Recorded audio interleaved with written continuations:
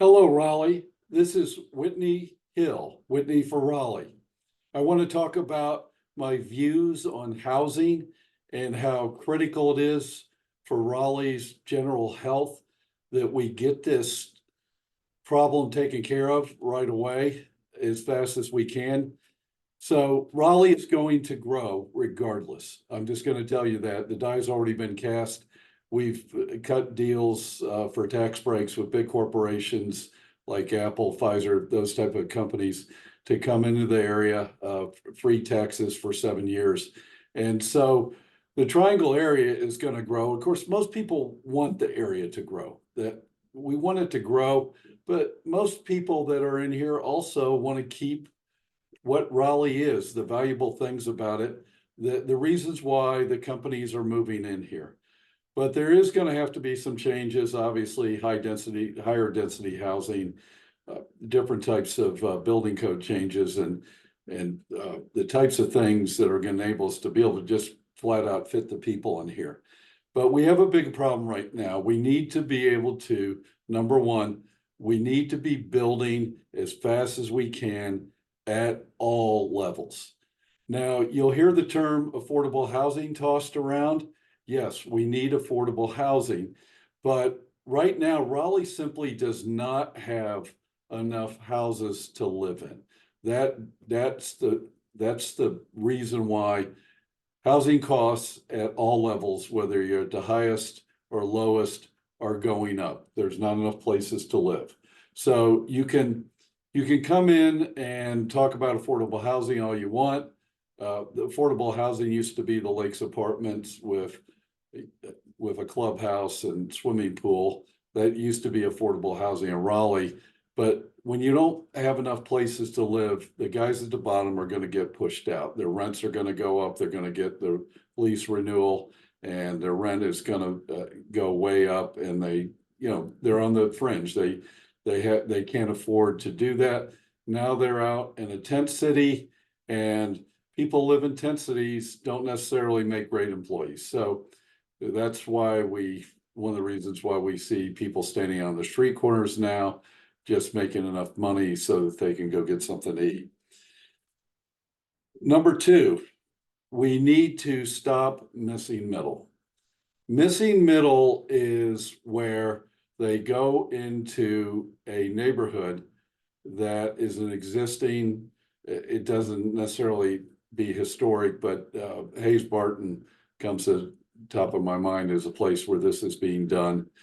Neighborhood that is kept up and has single family housing, and as lots become available, a builder purchases that lot, tears down the house and puts in a multi-unit.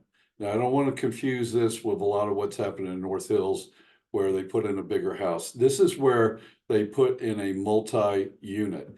This is without a zoning change. They just file some paperwork downtown, and now your single family neighborhood is getting higher density units put into lots that are already small, where parking is already tight. So I am against missing middle. That to me is a really bad time bomb too. In a lot of ways, it's going to go off with the sewers.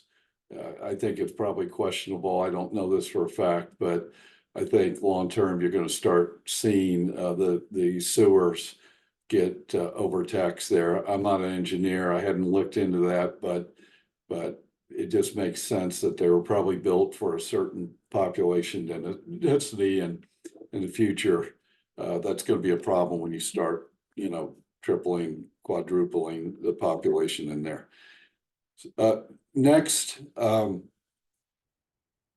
we need to expedite zoning changes. Just turn on some city council meetings. It's funny to me that the city council spent a lot of time on a single property zoning change that's a business or residential business situation. And to me, this is just stuff that needs to be rubber stamped. The decisions were made in the zoning board, and it's pretty simple stuff. While at the same time, really just punting a lot of zoning decisions or not even taking them on that are very big zoning decisions that need to be made so we can build. The biggest place I've seen this is with high rises.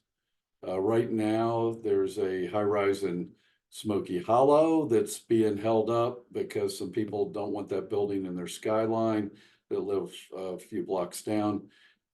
Listen, we've just got to build high rises in the downtown area. We're just going to have to do it. No one wants a high rise next to a residential house, but that's not even what we're talking about here.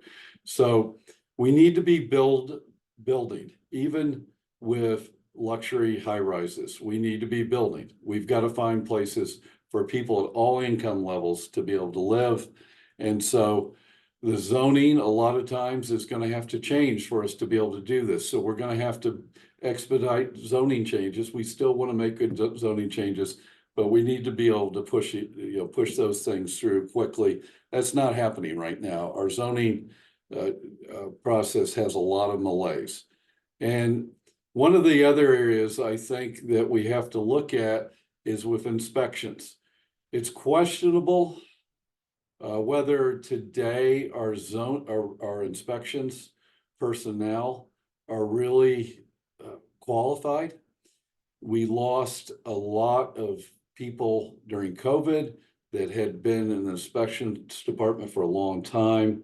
And now we have a lot of folks in there. My understanding is that these folks, for the most part, came straight out of high school or close to it and really don't have the expertise that's needed.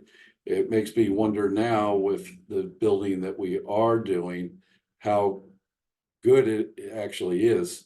But in any case, my understanding from talking to a number of contractors is the process you have to go through with the inspections is tedious. You don't get the same guy out every time. And so you get a list of things and then there's new things and the people are inexperienced. So that's something I think that's sort of holding us up. So those are just a few of the things, but my position is build at all levels. And we're not going to stop the people from moving in. We need to make sure that we have enough living space for service community people that are working the hourly jobs. If you look at the restaurants right now, the reason why those prices are skyrocketing and now they want to get a tip at the counter, all those things are happening because it's very difficult for them to hire people, and it's going to cost more money for them to hire people. And so this is just what we need with a service community. You've got to have affordable housing for people to live into. And unfortunately, a lot of our service community now is living out in tent cities. So that's my view. My name's Whitney Hill, Whitney for Raleigh.